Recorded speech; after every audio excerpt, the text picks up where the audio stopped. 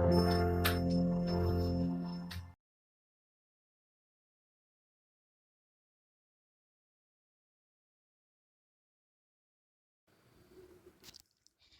Friends, welcome back to my YouTube channel study art hub. So friends, आज discuss करने वाली हूँ Indo Islamic वास्तुकला के कुछ कलात्मक पहलू। लेसन 8। ये बुक थी भाग 1 और भाग 2, भाग फर्स्ट और भाग सेकंड, जिनमें से भाग फर्स्ट ऑलमोस्ट कंप्लीट हो जाएगा आज की क्लास में। लेसन 8 चैप्टर तक है। देन इस बुक को कंप्लीट करने के बाद मैं सेकेंड पार्ट स्टार्ट करूँगी इस बुक का। तो देख लेते हैं इंडो इस्लामिक वास्तुकला के कुछ कलात्मक पहलू। लाइक दिल्ली सल्तनत 6 पार्ट्स थे ना दिल्ली सल्तनत के। गुलाम खिलजी तुगलक, सैयदी लोदी, और लास्ट है मुगल डायनेस्टी। ईसा की 7वीं तथा 8वीं शताब्दी में इस्लाम धर्म स्पेन और भारत की ओर फैला। भारत में इस्लाम विशेष रूप से मुस्लिम सौदागरों, व्यापारियों, धर्म गुरुओं और विजेताओं के साथ आया, जो यहाँ लगभग 600 वर्षों तक समय समय पर आते रहे। वैसे तो मुस्लिम लोगों ने ईसा की 8वीं शताब्दी से ही सिंधु, गुजरात आदि प्रदेशों में इमारतें निर्माण बनाने की शुरुआत शुरू कर दिए थे, मगर बड़े पैमाने पर भवन निर्माण का कार्य ईसा की 13वीं शताब्दी के प्रारंभ में तुर्कों के शासन स्थापित हो जाने के बाद शुरू हुआ, जब उन्होंने उत्तर भारत को जीतकर दिल्ली सल्तनत की स्थापना की। 12वीं शताब्दी तक भारत भव्य परिवेश में विशाल भवन बनाने की प्रक्रिया से पूरी तरह परिचित हो चुका था। उस समय यहाँ भवन निर्माण और अलंकरण की अनेक विधियां प्रचलित और लोकप्रिय हो चुकी थीं, जैसे सहतीरों, टोंडों और अनेक खंभों के सहारे छतों का निर्माण, चाप, मेहराब, डांट, तोरण आदि का निर्माण। चापें लकड़ी और पत्थर की बनाई जाती थीं, इसलिए ये ऊपर के ढांचे के बोझ को सहने उठाने के लिए पूरी तरह समक्ष नहीं होती थी, किंतु अब गुंबदों का बोझ उठाए रखने के लिए ढोलदार चापों, मेहराबों की जरूरत पड़ी। ऐसे मेहराबों को डांट पत्थर से चापबंद के माध्यम से बनाया जाता था। लटकती हुई बगले डांट पर बने गुंबद के अंदर खंभे न होने के कारण जगह ज्यादा हो गई। इन देशांतरणों और विजयों पर एक ध्यान देने योग्य पहलू यह रहा कि मुस्लिम शासकों ने स्थानीय सामग्रियों, संस्कृतियों और परंपराओं को अपने साथ लाई गई टेक्निकों के साथ अपना लिया। उन्होंने नई टेक्निकों को देखा परखा, कुछ को स्वीकार, कुछ को अस्वीकार किया और कुछ को यथोचित परिवर्तन के साथ अपना लिया। इस कारण इस प्रकार वास्तुकला के क्षेत्र में अनेक संरचनात्मक टेक्निक, शैलियों, रूपों और साज सज्जाओं का मिश्रण तैयार हो गया। ठीक है, किसका किसका मिश्रण तैयार हुआ? संरचनात्मक, कंस्ट्रक्शन और शैलियां, रूप और डेकोरेटिव फॉर्म्स का। इस मिश्रण के फलस्वरूप भवन निर्माण की जो टेक्निकें अस्तित्व में आई, उन्हें सामूहिक रूप से इंडो इस्लामिक, देखिए क्या क्या कहते हैं, Indo Islamic, Indo Saracenic, Indo Arabic वास्तुकला कहा जाता है। ये तीनों नेम आपको याद रखना है। इंडो इस्लामिक जैसा कि आपको ऑलरेडी पता है। अब देखिए ये भी पता होना चाहिए कि इंडो सारसैनिक कहते हैं और इंडो अरेबिक कहते हैं। ठीक है, अरेबिक नेम से पता चल जा रहा है और सारसैनिक इंडो बीच फ्रंट में लगा हुआ है। ये होप सो आप कभी नहीं भूलने वाले हैं ये टर्म्स। नेक्स्ट लाइन देखिए। हिंदू यह मानते हैं कि परमेश्वर नाना रूपों में सर्वत्र व्याप्त है, जबकि मुस्लिम धर्मानुयायी यह सोचते हैं कि अल्लाह एक है और मोहम्मद उनके पैगंबर हैं। अतः हिंदू हर प्रकार की सतहों पर प्रतिमाओं और चित्रों को सराहते हैं। मुस्लिमों को किसी भी सजीव रूप की किसी भी सतह पर प्राकृति बनाना मना है, दैट मीन्स ह्यूमन बीइंग्स या फिगरेटिव फॉर्म्स।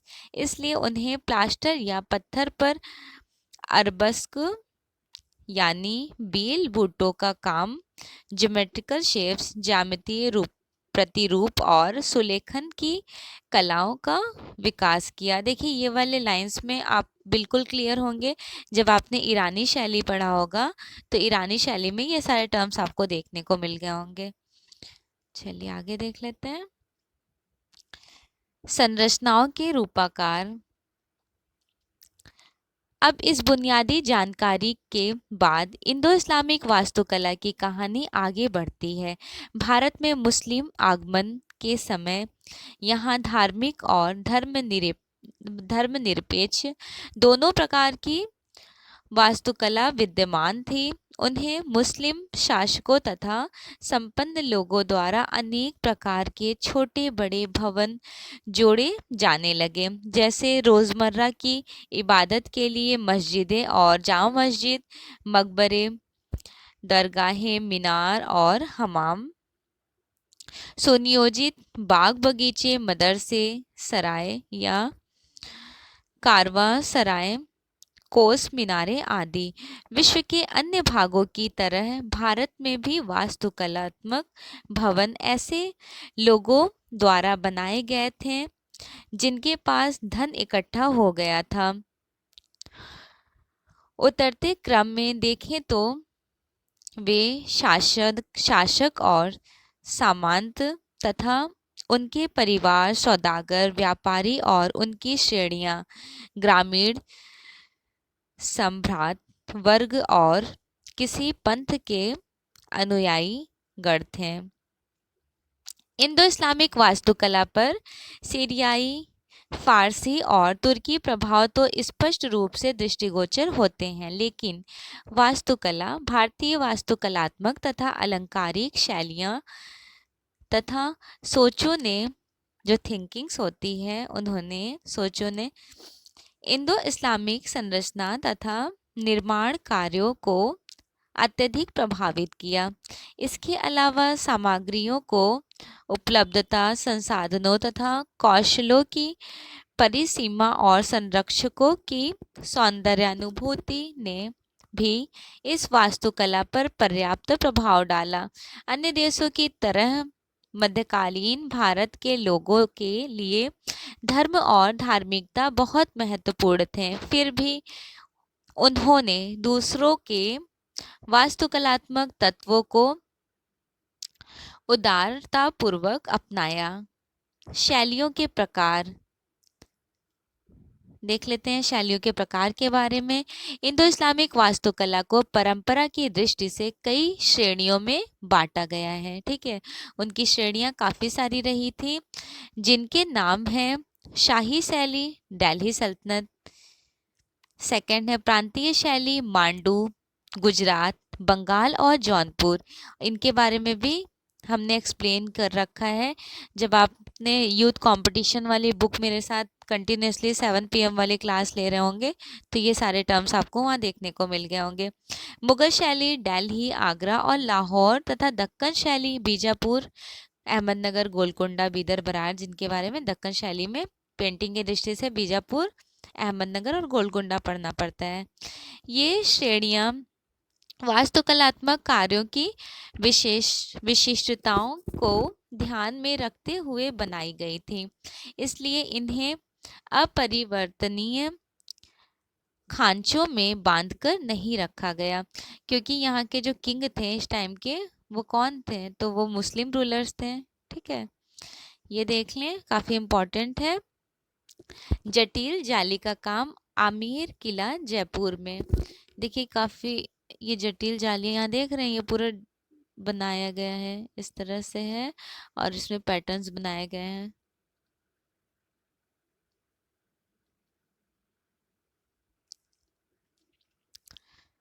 उदारता पूर्वक ग्रहण और प्रभाव। प्रांतीय शैलियों में बंगाल और जौनपुर की वास्तुकला को अलग माना जाता है। गुजरात की वास्तुकला का एक अलग क्षेत्रीय स्वरूप था, क्योंकि उसके संरक्षकों ने मकबरों, मस्जिदों और दरगाहों के लिए क्षेत्रीय मंदिर परंपराओं के कई तत्व अपना लिए थे, जैसे कि तोरण द्वार, मेहराबों में सरदल, लिंटल, घंटी और जंजीर के नमूनों का उत्कीर्ण और उत्कीर्णित फलक जिनमें वृक्ष उकेरे गए थे। इसके विपरीत सरखेज के शेख अहमद खट्टू की 15वीं शताब्दी में सफ़ेद संगमरमर से बनी दरगाह ने रूप और साज सज्जा में मुगल मकबरों को बहुत प्रभावित किया। सरखेज का ये देखिए जेआरएफ एग्जाम में पूछा गया क्वेश्चन है, पूछा गया था शेख अहमद खट्टू का मकबरा कहाँ पर है, ये सरखेज में है।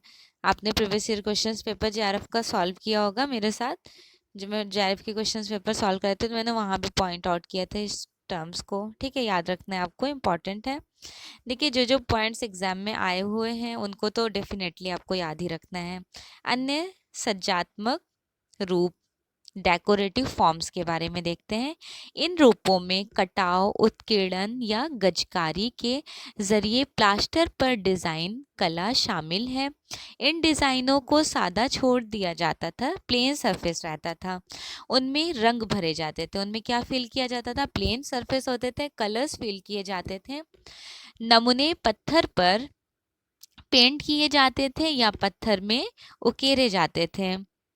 इन नमूनों में तरह तरह के फूल शामिल थे।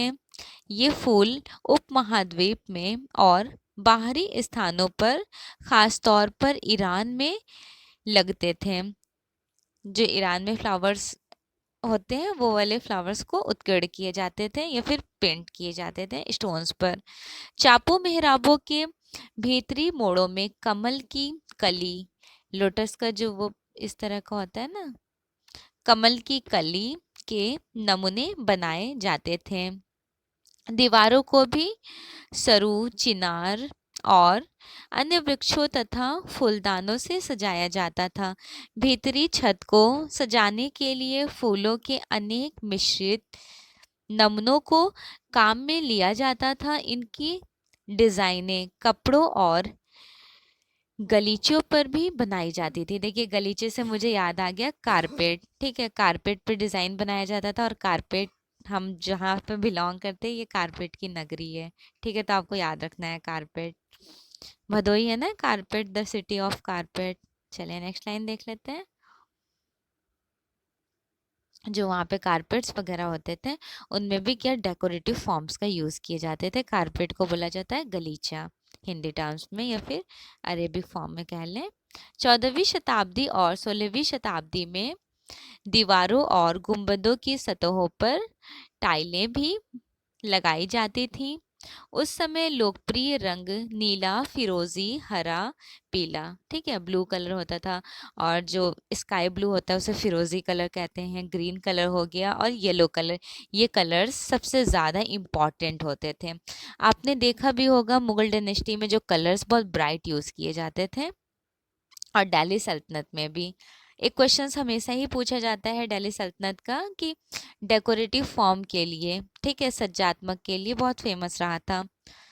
उसके बाद सतही सजावट के लिए, खास तौर पर दीवारों के हाशियों के लिए चारखाना या चौपड़ पंचकारी के टेक्निक का इस्तेमाल किया जाता था। अब ये पंचकारी क्या होता है? तो मणिकुट्टम आपने पढ़ा होगा, मोज़ैक, ठीक है, मोज़ैक को ही बोलते हैं पंचकारी मणिकुट्टिम, ठीक है, उसका फॉर्म भी यूज़ किया जाता था। कभी कभी भीतरी दीवारों और चंदोवों पर लाजवर्द मणि, जिसे बोलते हैं लैपिस ल्यूजी कलर्स का भी यूज़ किया जाता था। अच्छा, लैपिस ल्यूजी जो कलर्स है ये याद रखना है आपको कि इंडिया में नहीं मिला, ये अफगानिस्तान से इंडिया में टेकन किया गया आया था। अन्य किस्म की सजावटों में अरबक्स यानी बेलबूटों के काम सुलेखन और ऊंचे तथा नीचे उभारदार उत्कीर्ण शामिल थे। अच्छा देखिए, अरबक शैली पूछी जाती है तो अरबक शैली से आपको याद रखना है कि बेलबूटों का फॉर्म वो भी कहाँ यूज किया गया था, दिल्ली सल्तनत में। मैं अंडरलाइन कर दे रही हूँ, नोट्स बना रहे हैं तो नोट्स में से नोट डाउन जरूर कीजिएगा कि अरबक्स का मतलब पूछा जा सकता है कि अरबक्स मतलब होता क्या है, क्वेश्चन बन सकता है। तो बेलबूटों का काम उसे बोलते हैं अरबक्स। जालियों का प्रयोग भी बहुतायत से होता था। उच्च उभारदार उत्कीर्ण त्रिआयामी जैसा दिखाई देता था। जो रिलीफ लाइक उभारदार उत्कीर्ण किया जाता था वो थ्री डायमेंशनल फॉर्म में ऐसा फील होता था कि थ्री डायमेंशनल है। चापे मेहराबे सादी और सिमटी हुई थी और कभी कभी ऊंची और तीखी भी होती थी। 16वीं शताब्दी और उससे आगे चापे तिपोलिया या बहुत से बेल बूटों वाली बनाई जाने लगी। चापों के स्कंद गोल आभूषणों या उभारवा नक्काशी से सजे होते थे। व्योम रेखा केंद्रीय गुंबद एवं अन्य छोटे गुंबदों, छतरियों और छोटी छोटी मीनारों का मिलता जुलता दृश्य प्रस्तुत करती थी। केंद्रीय गुंबद की चोटी पर एक उल्टी कमल पुष्प का नमूना और एक धातु या पत्थर का कलश होता था।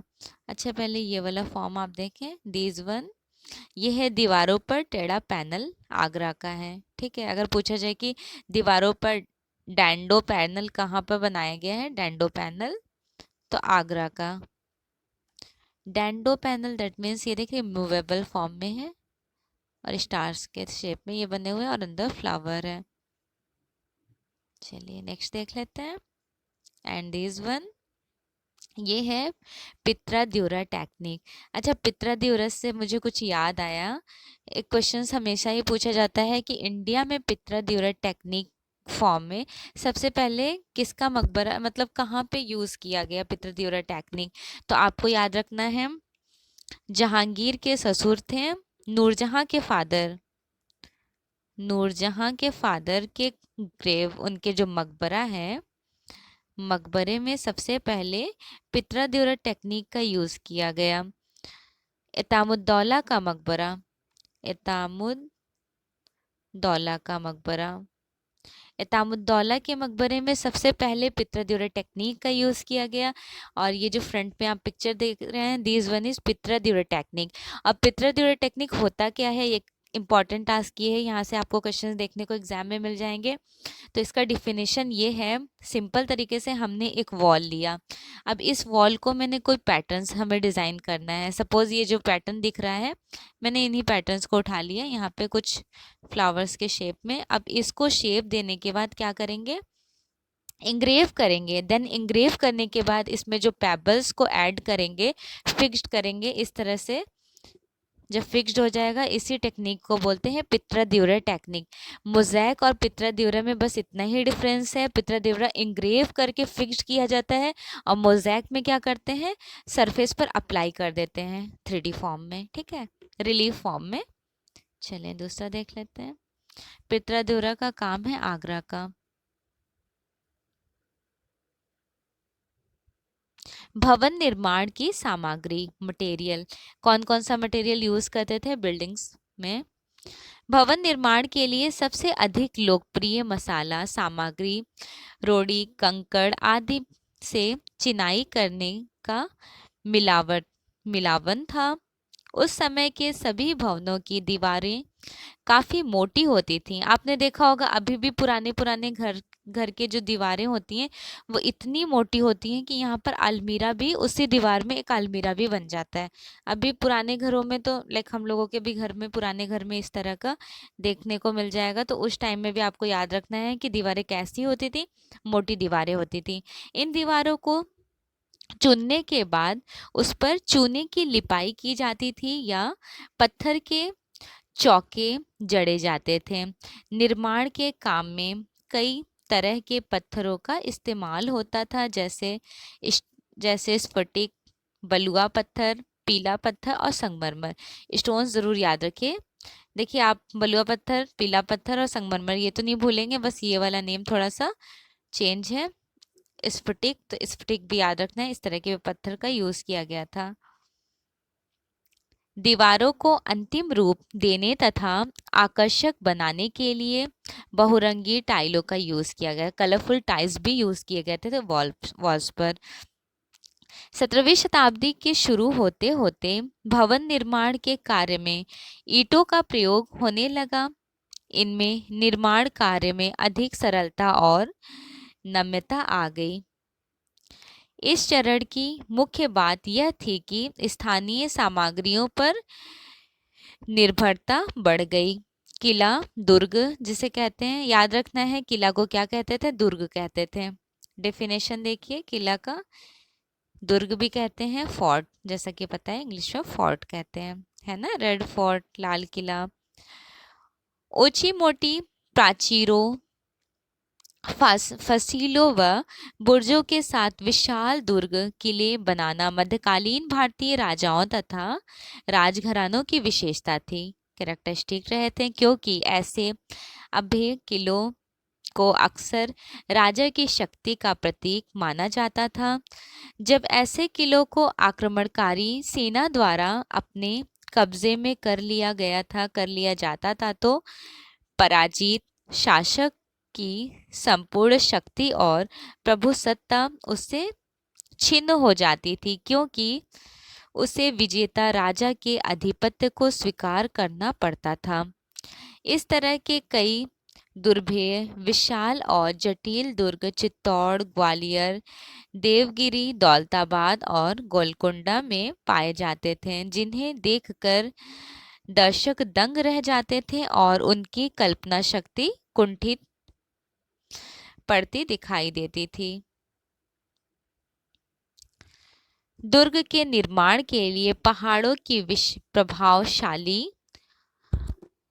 ऊंचाइयों का उपयोग अधिक लाभप्रद समझा जाता था। इन ऊंचाइयों के कई फायदे थे, जैसे इन पर चढ़कर संपूर्ण क्षेत्र को दूर दूर तक देखा जा सकता था। सुरक्षा की दृष्टि से भी ये ऊंचाइयां सामरिक महत्व रखती थीं। उनमें आवास और दफ्तरी भवन बनाने के लिए बहुत खाली जगह होती थी, और सबसे बड़ी बात तो यह कि इनमें आम लोगों तथा आक्रमणकारियों के मन में भय पैदा होता था। ऐसी ऊंचाइयों पर बने किलों के और भी कई फायदे थे, जैसे कि किला देखिए बहुत ऊंचे ऊंचे, जैसे लाइक आजकल काफी स्टोरी बिल्डिंग्स बन रही हैं, उस तरह से फोर्ट बहुत ऊंचे बनाए जाते थे। लाइक अगर कोई आक्रमण के लिए भी आना चाहे तो इतने ऊंचे पर आने से पहले उन्हें पता चल जाता होगा। ग्वालियर का किला हमेशा ही पूछा जाने वाला क्वेश्चन है। पिक्चर देखिए, ये है ग्वालियर का किला। जूम कर लेती हूँ, पर्सपेक्टिव फॉर्म में पिक्चर्स क्लिक है। देखिए ग्वालियर के किले में यहाँ देखिए कलर्स, इसे ही बोलते हैं फिरोजी कलर, लाइट स्काई है ना, फिरोजी कलर। चलो इसका डिस्क्रिप्शन देख लेते हैं।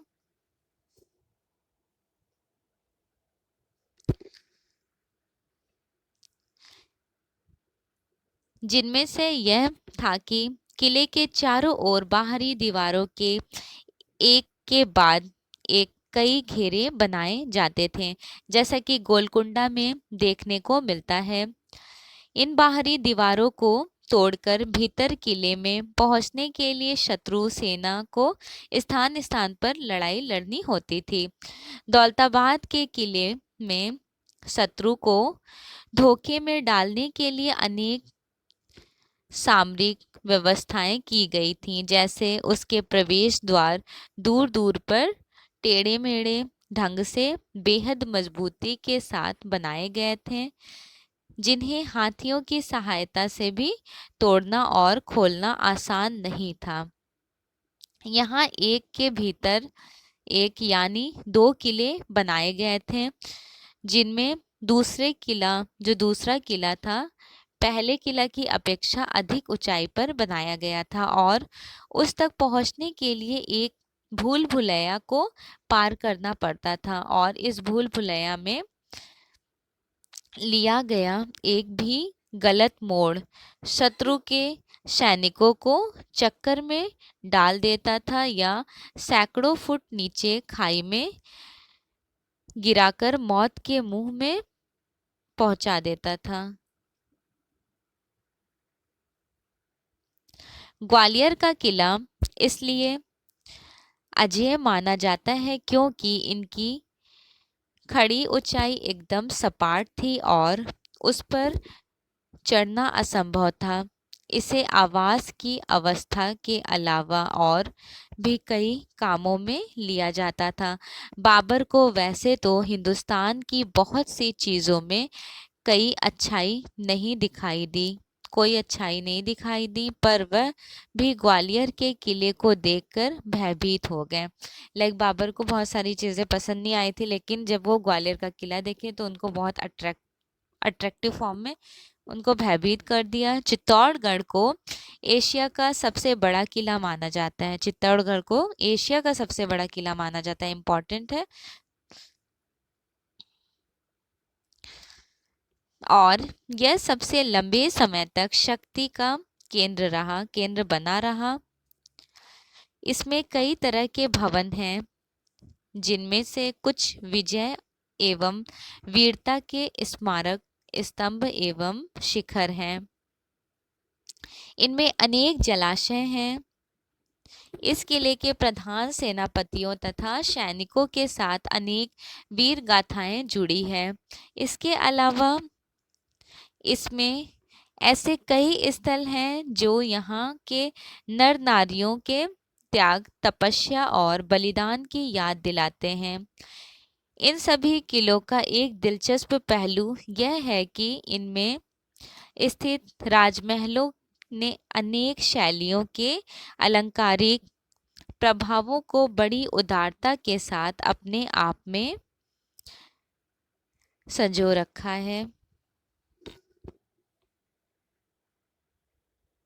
देखिए मीनार बेसिकली होता क्या है। दिस वन इज मीनार। मीनार वो होता है जहाँ मुस्लिम कम्युनिटी में जहाँ नमाज पढ़ने जाते हैं तो इस आग्रह करते हैं यहाँ पर खड़े होकर के मीनार के ऊपर अजान दी जाती है। ठीक है, चलिए इसका डिस्क्रिप्शन देख लेते हैं। मीनार स्तंभ या गुंबद का एक अन्य रूप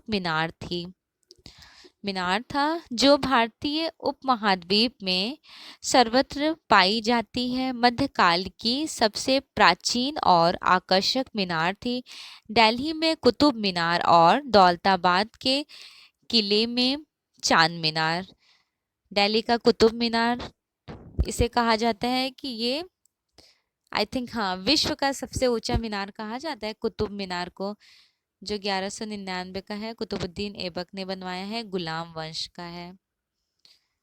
371 स्टेयर्स हैं, 5 स्टोरी बिल्डिंग्स हैं और स्टार्टिंग तो करवा दिए थे Qutubuddin Aibak and after all इनके दामाद इल्तुतमिश ने कंप्लीट कराया और उसके बाद फिरोज शाह तुगलक ने 4th और 5th स्टोरीज जो बिल्डिंग है इस मीनार की उसमें कंस्ट्रक्शन करवाए थे, लाइक मार्बल्स वगैरह ऐड कराए थे। चलिए डिस्क्रिप्शन देखिए। हमेशा ही पूछा जाने वाला क्वेश्चन है दिल्ली का कुतुब मीनार, और हम JRF एग्जाम में भी पूछा गया था दौलताबाद चांद मीनार कहाँ का है। दौलताबाद JRF एग्जाम और काफ़ी कॉम्पिटिटिव एग्जाम में पूछा गया क्वेश्चन है। मीनारों का दैनिक उपयोग नमाज या इबादत के लिए अजान लगाना था। ठीक है, 5 वक्त अजान होती है, तो जो अजान होती है उन मीनार पर ही उसका अजान का आवाज सुनाई देगा। तथापि इसकी असाधारण आकाशीय ऊंचाई शासक की शक्ति का प्रतीक थी, जो उसके विरोधियों के मन में भय पैदा करती थी, चाहे वे विरोधी समानार्थी हो या अन्य किसी धर्म के अनुयायी। कुतुब मीनार का संबंध दिल्ली के संत ख्वाजा कुतुबुद्दीन बख्तियार काकी से भी जोड़ा जाता है। 13वीं शताब्दी में बनाई गई यह मीनार 234 फुट ऊंची है। ठीक है, कितनी ऊंची है? 234 फुट ऊंची है। इसके 4 मंजिलें हैं जो ऊपर की ओर क्रमशः पतली है। कुछ इस तरह से मीनार बनाई गई है, इस तरह से।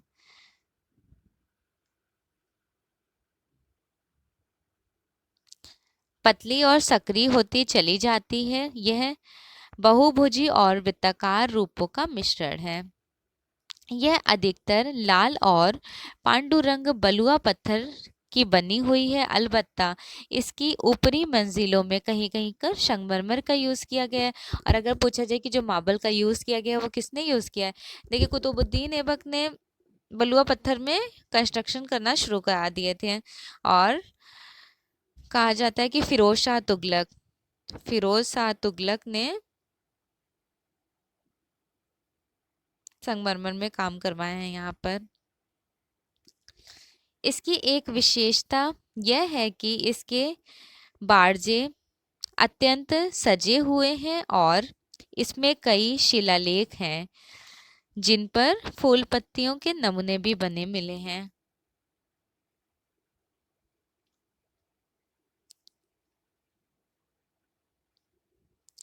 चांद मीनार, दौलताबाद का जो चांद मीनार है, 15वीं शती में बनाई गई 210 फीट ऊंची है। ठीक है, 234 फीट ऊंची थी कुतुब मीनार और 210 फीट ऊंची है चांद मीनार। इसके 4 मंजिलें हैं जो ऊपर की ओर क्रमशः पतली होती जाती चली जाती है। अब यह आंडू रंग से पुती हुई है, आंडू कलर के कलर्स में कलर की गई है। इसका बाहरी भाग काफी पकी हुई टाइलों पर बनी द्विरेखीय सज्जा पट्टी और बड़े बड़े अक्षरों में खुदी कुरान की आयतों, मतलब उस पे कुरान की आयतें लिखी हुई हैं, प्रसिद्ध रही है। यद्यपि यह मीनार एक ईरानी स्मारक की तरह दिखाई देती है, लेकिन इसके निर्माण में दिल्ली और ईरान के वास्तुकलाविदों के साथ साथ स्थानीय वास्तु कलाकारों का भी हाथ था। नेक्स्ट है मकबरा के बारे में। पहले ये मीनार देख लिया आपने, चांद मीनार दौलताबाद का। अब मकबरा देख लेते हैं। ये बहुत फेमस है, इतामुद्दौला का मकबरा।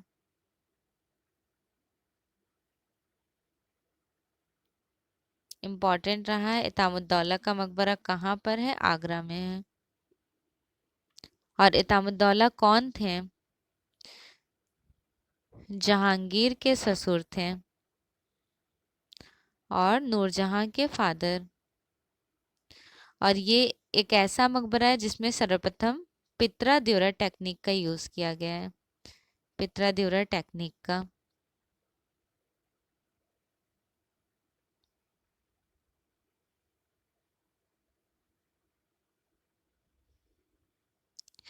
हुमायूं, अब्दुल रहीम खानम खां और आगरा स्थित अकबर व इतामुद्दौला के मकबरे।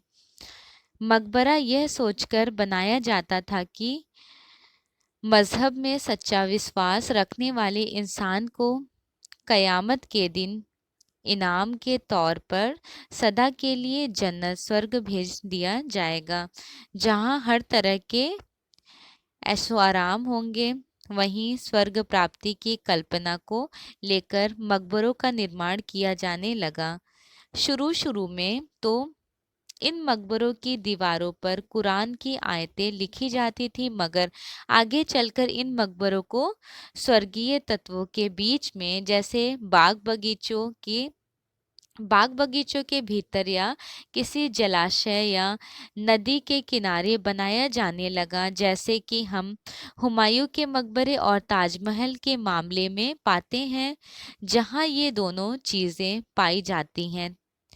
यह तो निश्चित है कि इतनी बड़ी बड़ी और शानदार इमारतें दूसरी दुनिया में शांति और खुशी पाने भर के लिए नहीं बनाई जा सकती। इसलिए इनका उद्देश्य दफनाए गए व्यक्ति की शानो शौकत और ताकत का दर्शन करना भी रहा होगा। नेक्स्ट है शायरे। अब देख लें शायरे क्या होते हैं।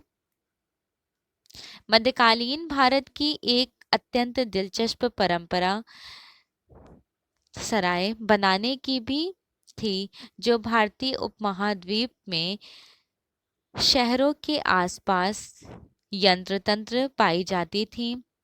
सराहें आमतौर पर किसी वर्गाकार या वर्गाकार या आयताकार भूमि खंड पर बनाई जाती थी और उनका प्रयोजन भारतीय और विदेशी यात्रियों, तीर्थयात्रियों, सौदागरों, व्यापारियों आदि को कुछ समय के लिए ठहरने की अवस्था करना था। दरअसल ये सराय आम लोगों के लिए होती थी और वहाँ विभिन्न सांस्कृतिक पृष्ठभूमियों वाले लोग कुछ समय के लिए इकट्ठा होते या ठहरते थे। इसके फलस्वरूप आम लोगों के स्तर पर सांस्कृतिक विचारों, प्रभावों, साम्यवादी प्रवृत्तियों, सामाजिक रीति रिवाजों आदि का आदान प्रदान होता था। लोगों के लिए इमारतें।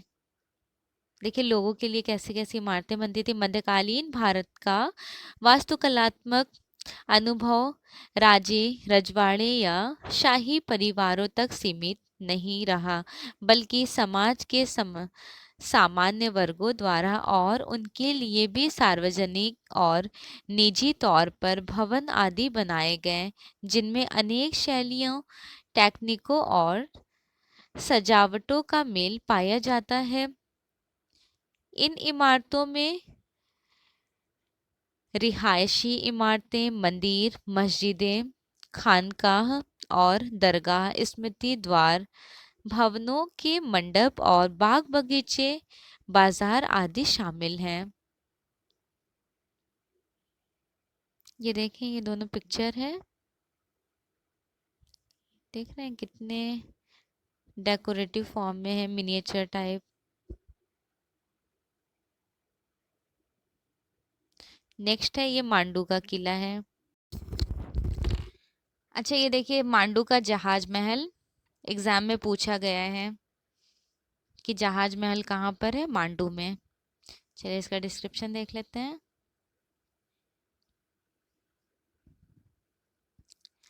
एक मदरसा जिसे अशरफी महल कहा जाता है, याद रखना है, इम्पॉर्टेंट है। एक मदरसा जिसे अशरफी महल कहा जाता है, इस समय एक खंडहर की हालत में सुनसान पड़ा है। होशंग शाह का मकबरा, ये भी मांडू का इम्पॉर्टेंट है। होशंग शाह का मकबरा, अशरफी महल, मांडू का किला और उसके साथ जहाज महल। होशंग शाह का मकबरा एक शानदार इमारत है। इसमें सुंदर गुंबद, संगमरमर की जाली का काम, ड्योंडिया, प्रांगण, मीनारे और बुर्ज देखने लायक है। इसे अफगान शैली के पौरुष, मर्दानगी का उदाहरण माना जाता है, लेकिन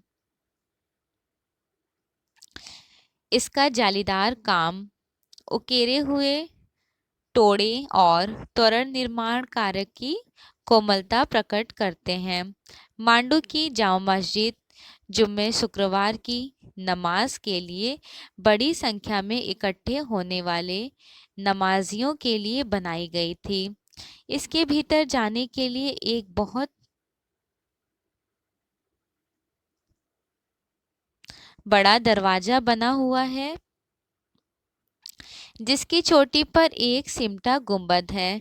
दरवाजे से घुटने पर एक बड़ा खुला सहन आता है, जिसके तीन तरफ इबादत के लिए बंद कक्ष है, जिन पर छोटे गुंबद बने हुए हैं। इमारत के सामने का हिस्सा लाल बलुआ पत्थर का बना हुआ है। किबला लिवान में बना मिंबर उकेरे हुए टोड़ों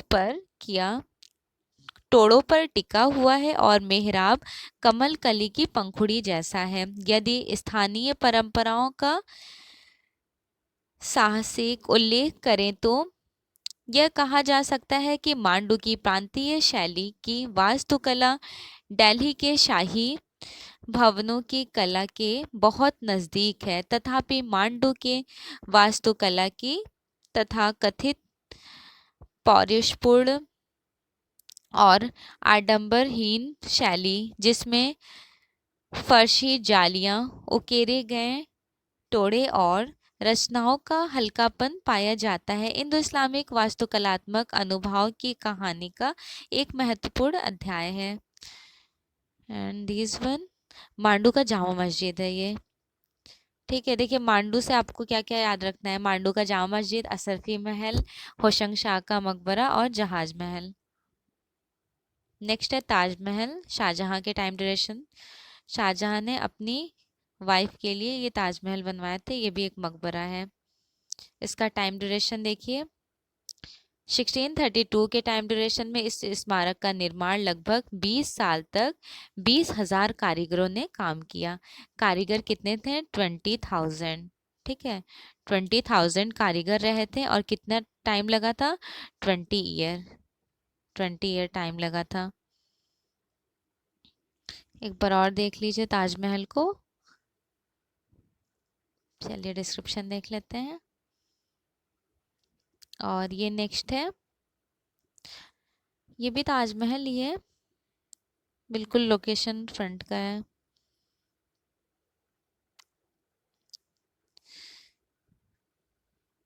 ये देखिए ताजमहल की मीनारें।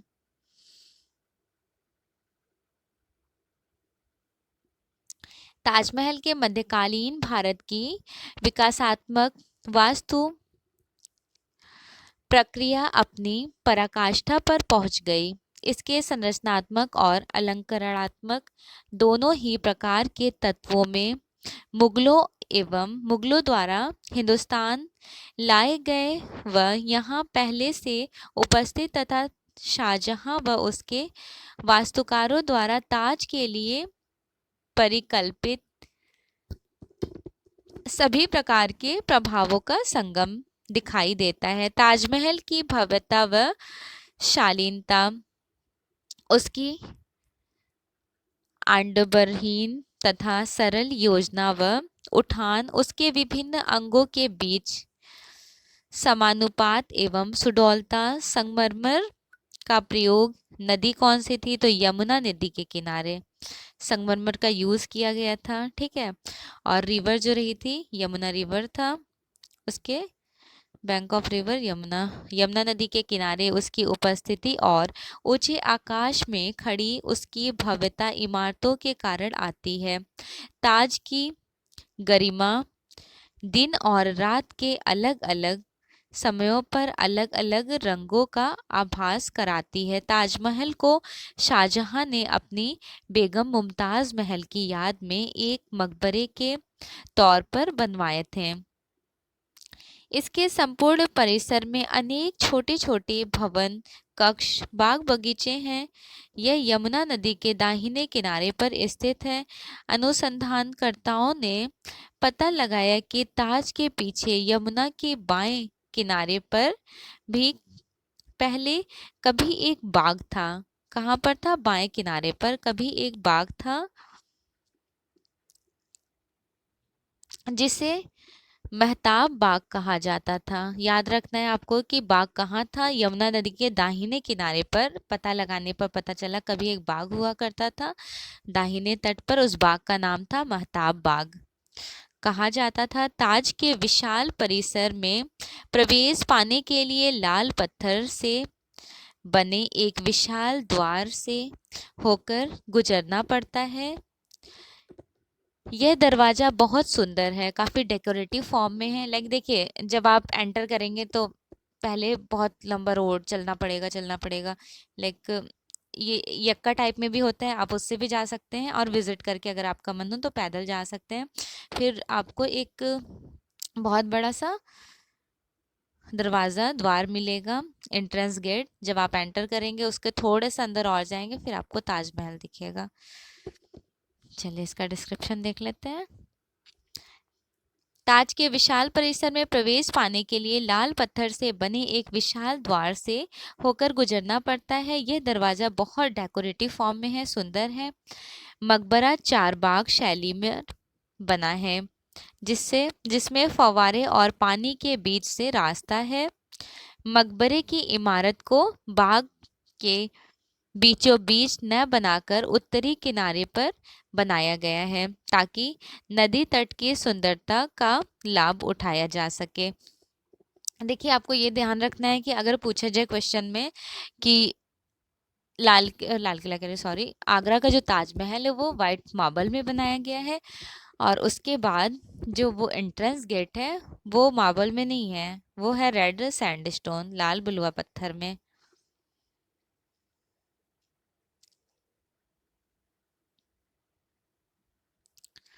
बाग के बीचों बीच स्थित सीधा मार्ग आंगतूक को मकबरे के निचले हिस्से तक पहुंचा देता है। वहीं से मकबरे के फर्शी चबूतरे पर पहुंचा जाता है।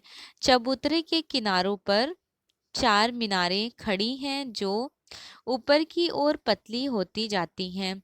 इन मीनारों की ऊंचाई 132 फुट है। इमारत के मुख्य भाग की चोटी पर गोलाकार गुंबद है और 4 गुमटियां हैं जो सुंदर नम रेखा बनाती हैं। इमारत की कुर्सी उसकी दीवारों और गुंबद तथा घुमटियों के बीच पूर्ण समानुपात है। सफेद संगमरमर जड़ी कब्रगाहों के पश्चिम की ओर एक लाल बलुआ पत्थर से बनी मस्जिद भी रही थी, ठीक है, साइड में। और संतुलन बनाए रखने के लिए पूर्व में भी ऐसा ही इमारत बनी हुई है। देखिए, ये याद रखना है कि मस्जिद उसके अंदर नहीं है, मस्जिद थोड़ा सा डिस्टेंस पर है। संतुलन बनाए रखने के लिए पूर्व में भी एक ऐसी इमारत बनाई हुई है। इमारत के लिए संगमरमर राजस्थान में स्थित मकराना की खानों से खोदकर लाया गया था और मकबरे का यह सफेद संगमरमरी भवन आसपास लाल बलुआ पत्थर से बनी हुई इमारतों से बिल्कुल विपरीत दृश्य प्रस्तुत करता है। मकबरे की इमारत वर्गाकार है और इसके खांचे 8 बगले साइडें बनाते हैं। उनके बीच गहरी चापें हैं। ये संरचनात्मक विशेषता संपूर्ण इमारत के उठाव में भिन्न भिन्न सतहों, छायाओं, रंगों आदि के आभास उत्पन्न करती है। इमारत की ऊंचाई फर्श से छत तक 186 फुट तक रही थी, ठीक है। हाइट भी याद रखिएगा, 186 फुट। इमारत जो रही है उसकी ऊंचाई फर्श से, जमीन से लेकर टॉप बिल्कुल छत तक की 186 फुट ऊंची रही है, और छत से शिखर के फगूरों तक की जो फिट ऊंचाई है वो भी 186 फुट ही था। मकबरे के भीतरी भाग के निचले तल और उस पर मेहराबदार अष्टभुजी विशाल कक्ष है। कक्ष कैसी है? अष्टभुजी विशाल कक्ष है। प्रत्येक कोण पर कमरा बना है और ये सब गलियारों से जुड़ी हैं। इमारत के हर हिस्से में रोशनी जाली झरोखों से आती है जो भीतरी मेहराबों के आसपास बने हुए हैं। छत की ऊंचाई बाहरी दरवाजे जितनी है और 2 गुंबदों के कारण बीच में जगह छुटी हुई है। ताजमहल की सुंदरता में वृद्धि करने के लिए उसकी भीतरी और बाहरी सतहों पर 4 तरह के अलंकरणों या साज सज्जाओं का प्रयोग किया गया है। इसकी दीवार पर पत्थर को उकेरकर ऊंची और नीची उभारदार नक्काशी की गई है। जाली झरोखों में जड़े संगमरमर में बारीक या सुकोमल नक्काशी की हुई है। दीवारों और मकबरों के पत्थरों पर पीले संगमरमर, जेड और जैस्पर की जड़ाई का काम किया हुआ है, और साथ ही कहीं कहीं चौपड़ पंचकारी के साथ ज्यामितीय डिजाइनर ज्योमेट्रिकल पैटर्न्स का भी यूज किया गया है। अंत में सफेद संगमरमर पर जैस्पर की जड़ाई के द्वारा कुरान की आयतें लिखी गई हैं। इस सुंदर लिखावट से दीवारों की सुंदरता में चार चांद लग गए हैं और अल्लाह ताला से सतत संबंध जुड़ गया है। जैसे देखिए कुरान की आयतें लिखी हुई हैं और उसके बाद यहाँ पर देखिए मोटिव्स, पैटर्न्स बनाए गए हैं। ये है गोल गुंबद, बीजापुर का गोल गुंबद आदिल शाह का मकबरा है। देखिए ये पिक्चर तो रोटेट नहीं कर पाऊंगी, एक्चुअली पीडीएफ में ही ऐसा था, तो आप एक बार पिक्चर्स देख लीजिए। हाँ, मैं यहाँ एक्सप्लेन कर देती हूँ गोल गुंबद क्या है। एक सेकेंड। गोल गुंबद क्या है, तो ये आदिल शाह का मकबरा है। और आदिल शाह कौन थे? जब आपने दक्षिणी शैली पढ़ा था तो दक्षिणी शैली में बीजापुर, अहमदनगर, गोलकोंडा, बीदर, बरार, और जो कला की दृष्टि से आर्ट के पर्पज से हमें फोकस करना है उस पर करना है बीजापुर, अहमदनगर और गोलकोंडा। आदिल शाह बीजापुर, बीजापुर में आदिल शाह का मकबरा है, गोल गुंबद, और इसके डिजाइनर थे याकूब। डिजाइनर पूछा जाता है कि डिजाइनर कौन थे गोल गुंबद के? याकूब थे। आदिल शाह उस टाइम के किंग थे। उनका मकबरा दिल्ली की जामा मस्जिद सबसे बड़ी जामा मस्जिद कही जाती है। इसके बारे में डिस्क्रिप्शन देख लेते हैं। मध्यकालीन भारत में स्थान स्थान पर अनेक बड़ी बड़ी जामा मस्जिद बनाई गई, जहां नमाज आदि के लिए विशाल आंगन थे, जहां हर जुमे शुक्रवार को दोपहर बाद नमाज पढ़ने के लिए नमाजियों की भीड़ जमा होती थी। ऐसी सामूहिक नमाज के लिए कम से कम 40 मुस्लिम वयस्क पुरुषों का इकट्ठा होना जरूरी था। शुक्रवार को नमाज के समय शासक के नाम में एक खुतबा को पढ़ा जाता था और आम प्रजा के लिए बनाए गए उसके कानूनों को पढ़कर सुनाया जाता था। मध्यकाल में एक शहर में एक जामा मस्जिद होती थी। अभी भी प्रेजेंट टाइम में पर्टिकुलर एक शहर में एक जामा मस्जिद होती है, जो अपने नज़दीकी परिवेश के साथ साथ आम लोगों यानी मुस्लिम और गैर मुस्लिम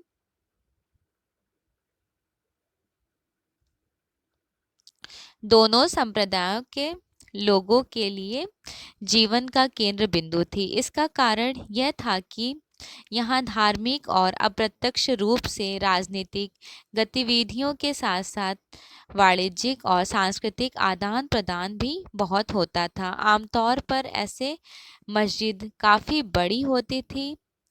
उसमें एक खुला सहन होता था जो 3 तरफ से ढके हुए रास्तों, इबादत घरों से घिरा हुआ होता था, और उसमें पश्चिम की ओर किबला, जिसे लिवान कहते थे, लिवान होता था। यहीं पर इमाम के लिए मिहराब और मिंबर बने मिंबर बने होते थे। नमाजी अपनी इबादत प्रार्थना पेश करते करते समय मेहराब की ओर ही अपना मुंह रखते थे। आपने देखा होगा मस्जिद में जो नमाज पढ़ते हैं, जो मेन होते हैं, जो पढ़ा रहे होते हैं, उनके बारे में यहाँ पे डिस्कशन हो रहा है, क्योंकि यह मक्का में काबा की दिशा में होती थी। दीज वन जामा मस्जिद का डायरेक्शन है। सहन, मुख्य द्वार, ये एंट्रेंस गेट है, स्टेयर से यहाँ पर अंदर जाएंगे। उसके बाद ये पूरा आंगन होता था, यहाँ पर तालाब बना होता था वजू बनाने के लिए। देन मेहराब, द्वार, अंदर एंटर करने के लिए जहाँ पे नमाज पढ़ने जाना होता है, और इसे ही लिवान कहते हैं। ये जो है ना, दिस वन इज लिवान। और ये किबला है, किबला के तरफ जिस डायरेक्शन में नमाज पढ़ना होता है। और ये है धौरहरा। चलिए देख लें, जामा मस्जिद का रेखा चित्र था। यहाँ पर कुछ प्रैक्टिस क्वेश्चंस दिए हुए हैं, जिनमें से क्वेश्चन फर्स्ट है, एक सेकेंड। क्वेश्चन फर्स्ट है, आप इंडो इस्लामिक या इंडो सार्सेनिक शब्दों से क्या समझते हैं? क्या आप इस शैली के लिए किसी दूसरे नाम का झुकाव दे सकते हैं? क्वेश्चन सेकंड है, 13वीं शताब्दी में भारत में भवन निर्माण के कौन से नए प्रकार अपनाए गए?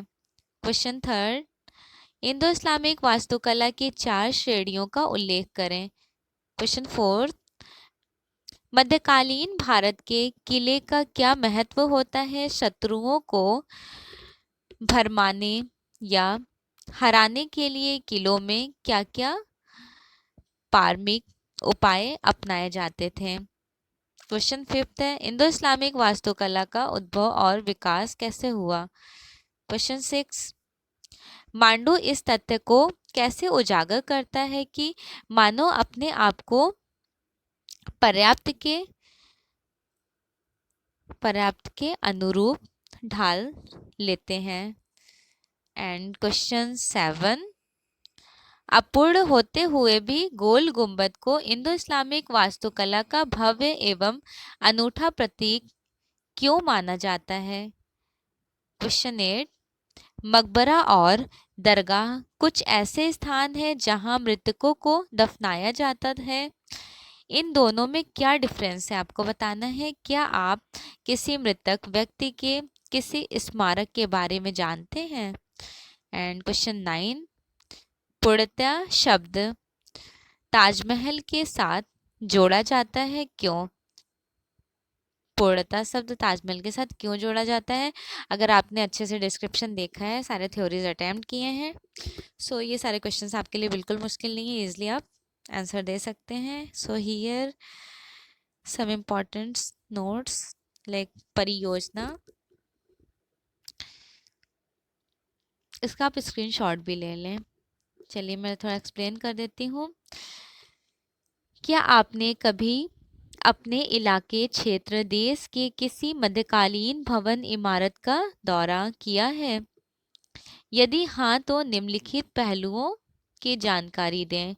पहला है, एक सेकंड, फर्स्ट है काल, क्षेत्र, राजनीतिक संबंध, संरचनात्मक का स्वरूप, धार्मिक धर्मनिरपेक्ष संरचना का प्रयोजन, संरचना भवन में मौजूद वास्तु संबंधित रूप, संरचना के सृजनात्मक रूप,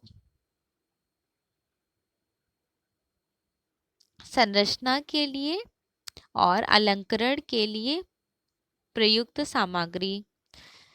क्या यह संरक्षित है? यदि नहीं तो क्या इसे संरक्षण दिया जाना चाहिए? एंड द लास्ट वन, संरचना की वर्तमान स्थिति। यहाँ पर देखिए टर्म्स दिया गया है कि किसे किसे क्या कहते हैं, शब्दावली और उसके मीनिंग।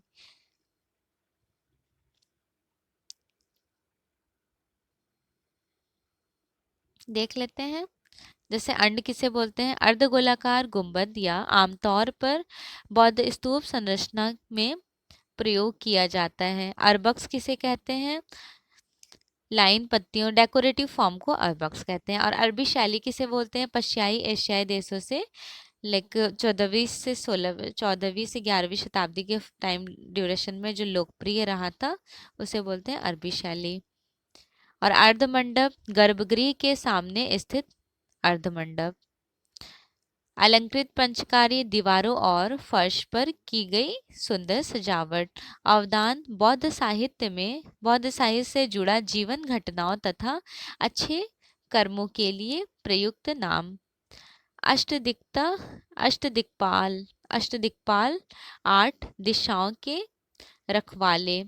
अधिपत्य, वह शासन जिसका दूसरे राज्यों पर किसी न किसी प्रकार का आधिपत्य हो, जो आंतरिक रूप से स्वायत्त हो। नेक्स्ट है आमलक,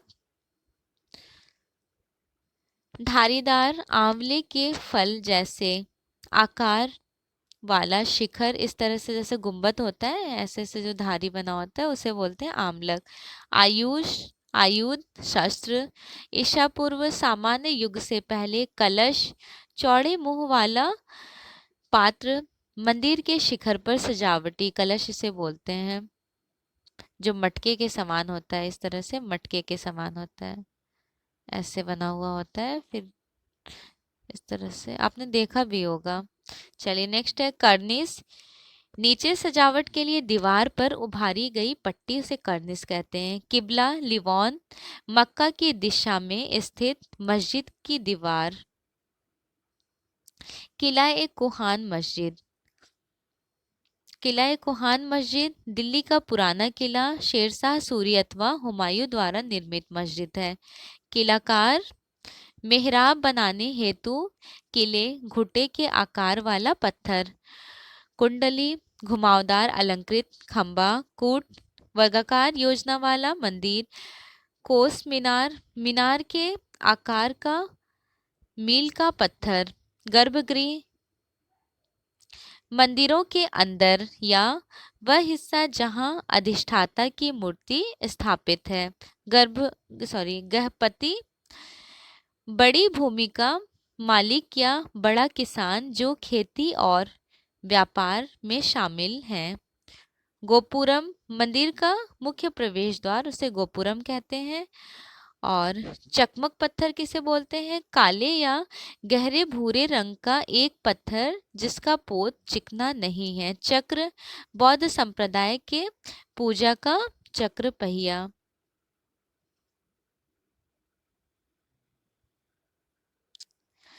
चतुरस्र वर्गाकार, चतुरस्र दैट मीन्स वर्गाकार। चार भाग वर्गाकार भागों में पानी के चैनलों से अंतर विभाजन, चार भागों में विभाजित उद्यान जो बाबर की देन रही थी, चार बाग योजना। चैत्य का मेहराब ऊपर की ओर केंद्र में उठाई टिप के साथ अर्ध परिपत्र चाप। छत्र छाते की आकृति वाला स्तूप शीर्ष। छतरी चार स्तंभों पर रखी हुई एक गुंबद या पिरामिड के आकार की छत। छेनी नुकीली या आड़ी धारी वाला पत्थर जिसे हड्डी, सिंह और हाथी दांत पर उत्कीर्ण करने के लिए प्रयुक्त किया जाता है। जगमोहन मुख्य मंदिर के सामने आयताकार या वर्गाकार मंडप, यह ओडिशा वास्तुकला की शैली है। जातक गौतम बुद्ध के जन्म के बारे में मानव और जानवर दोनों के रूपों में उल्लिखित एक साहित्य। टेम्परा यह एक स्थायी या रंगीन पदार्थ है जो पानी में घुलनशील है। टेम्परा में एक ग्लू ग्लिसरीन का जो यूज करते हैं। और डैडो पैनल किसे बोलते हैं? दीवार के आंतरिक निचले हिस्से से पृथक वह हिस्सा जो जमीन से लगा होता है। इसके कुछ उत्तम उदाहरण हौसल मंदिर, हौसलेश्वर मंदिर है ना हैलीवुड के, जमाली कमली का मेहरौली स्थित मकबरा, आगरा के निकट फतेहपुर सिकरी में तुर्की सुल्ताना का महल, उसमें डैडो पैनल्स दिख जाएगा। नेक्स्ट है तारकीय योजना। तारकीय योजना मेहराब की जालियां जिन्हें इस प्रकार बनाया जाता है कि उनमें तारों के आकार का विकिरण, तारों के शेप में, जैसे आपको देखने को मिल जाएगा बेसर शैली में। नेक्स्ट है तिप्तियां। तीन घुमाव वाला मेहराब तीर्थंकर जैन धर्म के आध्यात्मिक उपदेशक गुरु। तोरण दरवाजे पर बना नक्काशी सर्पाकार तोरण जिसे समारोहों के अवसर पर लगाया जाता है। नेक्स्ट है त्रिपुरातक शिव। शिव को धनुष और तीर चलाने वाले हाथियों के साथ चित्रित किया गया है, परंतु पिनाक पहाड़ी से अलग। द्रविड़ दक्षिण भारतीय लोक सांस्कृतिक भाषा एवं स्थापत्य। धर्मचक्र प्रवर्तक भगवान बुद्ध द्वारा वाराणसी के निकट सारनाथ में दिया गया प्रथम प्रवचन जिससे धर्म रूपी चक्र का आरंभ हुआ। नेक्स्ट है नक्कार खाना। नगाड़ा बजाने के लिए बना कमरा जो प्रायः किले अथवा महल के मुख्य द्वार से लगा होता था। मुगलकालीन महलों का यह एक मुख्य हिस्सा था। नागर उत्तर भारत के मंदिरों का स्थापत्य शैली। नाट्य मंडप तथा रंग मंडप मंदिर के अग्रभाग स्थित सभागार जहां नृत्य किया जाता है। पंचायतन चारों कोनों में स्थित छोटा सा मंदिर। एक ये मेन टेम्पल है, इसके सराउंडिंग में 4 और टेम्पल्स बना दिया जाए, that is called at panchayatan type temple. Next and the last one, Pathan स्थापत्य। दिल्ली के खिलजी शासक जो पदक स्वरूप आकृतियां या सुलेख से सजे गोल पदक के समान दिखाने वाले मेहराब, पित्राद्युरा अर्धकीमती पत्थर का प्रयोग से बना मोज़ैक पंचकारी का काम ताजमहल की दीवारों पर देखने को मिल जाएगा, छतरियों पर और संगमरमर पर देखने को मिलेगा। लेकिन ये जो पित्राद्युरा टेक्निक है तामुद्दौला के मकबरे में सर्वप्रथम यूज किया गया है। नेक्स्ट है पेंडेंटिव, 2 दीवारों पर मध्य एक त्रिकोणीय कोष्ठक जो गुंबद के आधार तल से मेहराब को सहारा देते हैं। प्रदक्षिणा परिक्रमा, प्रमुख पत्थर मेहराब के शिखर पर रखा एक केंद्रीय पत्थर। फंसना, आमतौर पर मंडप के ऊपर या शिखर पर बनी आकृतियां। फलक, एक निश्चित आकार का एक पैनल या उसके समान एक शिलालेख या चित्र। फिरोजा, फिरोजा किसे कहते थे? आसमानी या हल्का हरे रंग का अर्धमूल्यवान पत्थर जिसे अनेक प्राचीन कालीय अलंकरणों में लगाकर बहुमूल्य बनाया जाता था। फेंस, विभिन्न नीले रंग की नकली कांच जैसी वास्तु जिसका प्रयोग आभूषणों की सज्जा के लिए यूज करते थे, फेंस शब्द का। नेक्स्ट है फ्रेस्को, भित्ति चित्रकारी के प्रयोग में लाया जाने वाला गीले चूने का पत्थर। फ्रेस्को के 2 पार्ट्स होते हैं ना, फ्रेस्को ब्यूनो और फ्रेस्को सेक्को। फ्रेस्को ब्यूनो जो होता है वो वेट ऑन वेट प्लास्टर पर रेडी होता है, और फ्रेस्को सेक्को वो सूखे भित्ति पर भी कर सकते हैं। नेक्स्ट है बंग, बंगाल का पुराना नाम दैट इज कॉल्ड एज बंग। बहुरंगी, वह वस्तु जिस पर विभिन्न रंगों की सज्जा कारीगरी की गई हो। बिल्लौर, विश्व के विभिन्न भागों में पाया जाने वाला बिल्लौर पत्थर जिसे औजार बनाने एवं समारोहों में प्रयोग में लाया जाता है, इसकी विभिन्न किस्में पाई जाती हैं। बौद्ध धर्म, गौतम बुद्ध द्वारा प्रतिपादित धर्म जो ईसा पूर्व 6ठी शताब्दी में उत्पन्न हुआ। बोधिसत्व, बौद्ध धर्म में बोधिसत्व से तात्पर्य महात्मा बुद्ध के पूर्व जन्म की कहानी। और कितनी है? जातका स्टोरीज 547। भित्ति चित्र जिसे म्यूरल बोलते हैं, दीवार गुफा और इमारतों अथवा मंदिरों के दीवार पर फ्रेस्को या किसी अन्य शैली में की गई चित्रकारी that is called as mural and भित्ति चित्र। नेक्स्ट वन इज मकबरा, मृतकों को दफनाए गए स्थल का इमारत मकबरा कहलाता है। मंडप सभागार। महापरिनिर्वाण, महात्मा बुद्ध के मृत्यु अथवा निर्वाण, जीवन और मृत्यु के चक्र से मुक्त। महामंडप, मंदिर के अग्रभाग में स्थित मंडप अथवा सभागार। मिंबर, जिस पर मस्जिद में खुतबा पढ़ा जाता है। मेहराब, प्रार्थना गृह जो मक्का की ओर इंगित करता है। मुखलिंग, लिंग जिस पर मुखाकृति हो। मृड़ मूर्ति, मिट्टी से बनाई गई मूर्तियां जिसे सूखने के बाद आग में पकाया जाता है, जिसके बाद वह लाल रंग की हो जाती हैं। मेढ़ी, गोलाकार नली।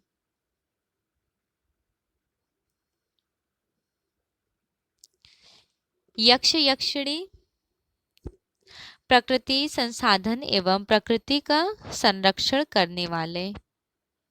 रूपकार कलाकार। लाजवर्द मणि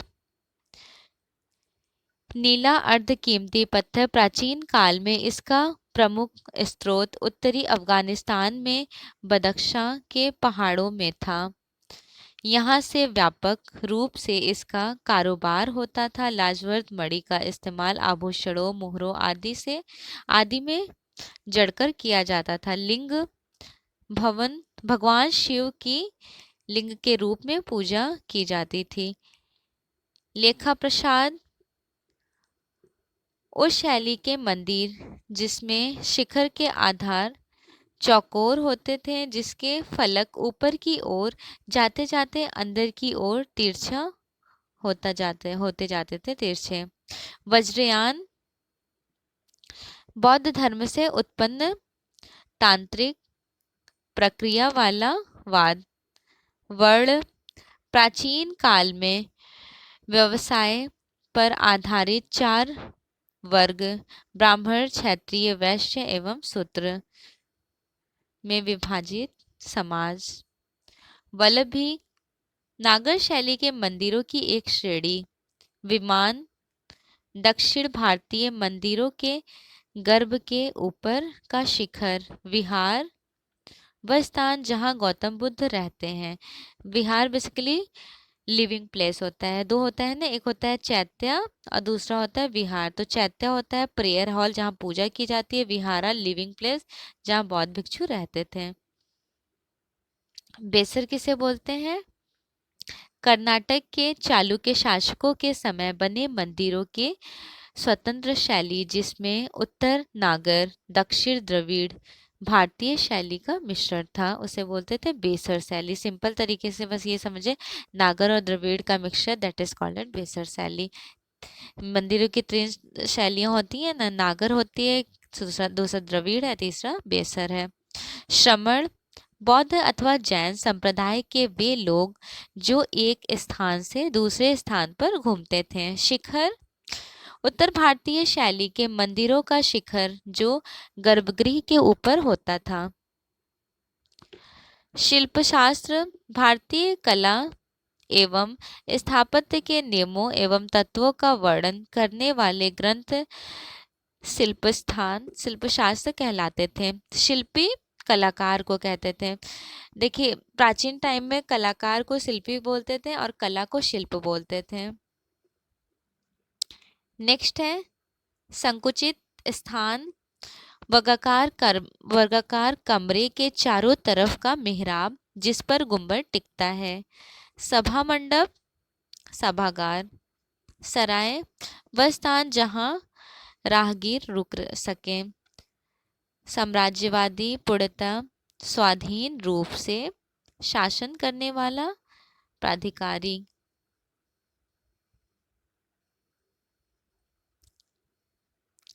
सूर्य कांतमणि बिल्लौर पत्थर की एक किस्म जो लाल, पीले या भूरे हो सकती है।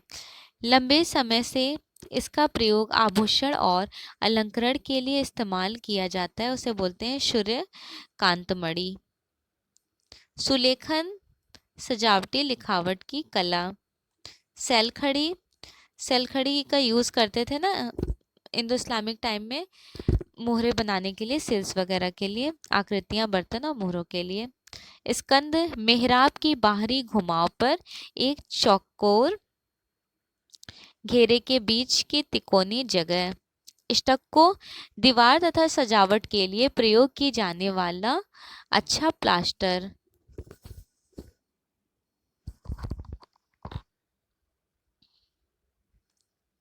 स्तूप किसे कहते थे?